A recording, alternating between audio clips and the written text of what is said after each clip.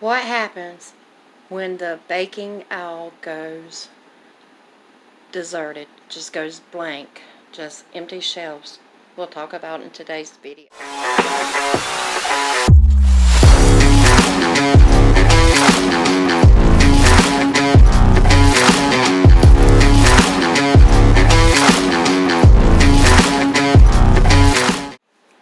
Welcome back to our channel, guys and gals. Today we're talking something serious.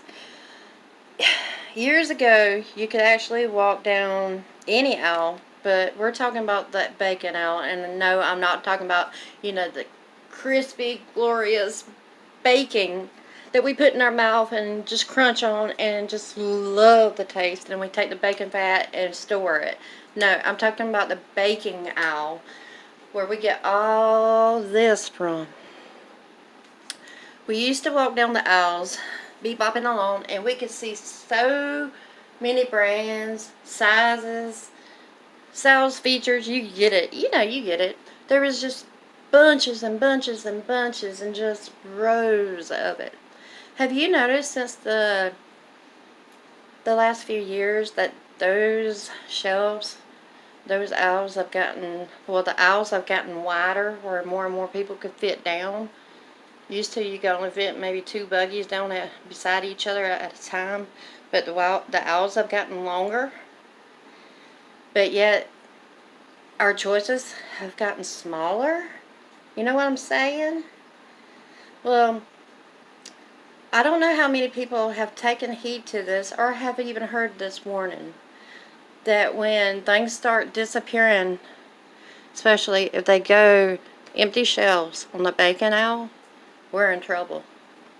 So, I don't know if you ever stroll down the bacon aisle and really pay attention, but you notice there's less sugar, which every time I get sugar, I put it in containers when I get home, so that's why I don't have sugar. Up here I do, but I don't have sugar, but this is sugar. Your sugar, your flour, cornmeal, so on and so forth. You don't have that many choices anymore. And the choices you do have are very limited. And now they're putting rations in some parts of the world and some parts of the country. So be wary of that. If you need to go ahead and stock up, get you some more, go ahead and do that. We're good here so far, but the aisles the shelves are getting smaller and smaller with limited quantities and everything. But yeah, whether you get like self-rising or all-purpose or both, I like to get both. To be honest, I love both. I use both. Many baking and cooking things, I use both types of flour in. Definitely love cornstarch. Cornmeal. We'll get to cornstarch in a minute. But the cornmeal, I love it, especially when I'm frying fish and making hush puppies. Gotta have that. I'm a southern girl. I love fish. The cornstarch, you gotta have cornstarch. It goes well for thickening your sauces and gravies, stuff like that. Baking powder, your double acting baking powder, your baking soda. It's always that good. Baking soda does a lot more than sit in your refrigerator to make your refrigerator smell better and take away those odor. I mean, you can clean with it. You can clean your teeth and your mouth with it. There's so many uses. And I actually have one of those real big bags also put up, but I have many of these little boxes as well. But you can do so many: cleaning, deodorizing, cooking, baking.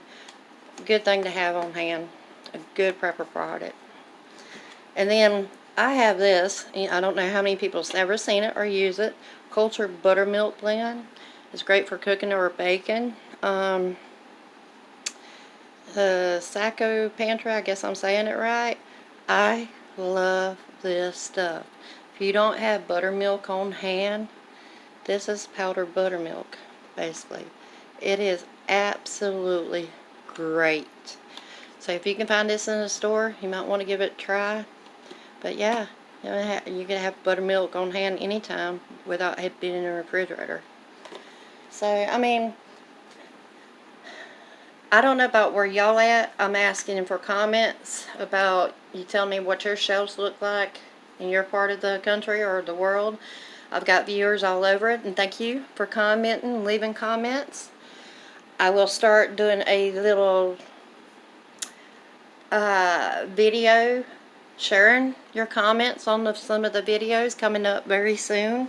I'm trying to get that together. I hope all is well. God bless y'all.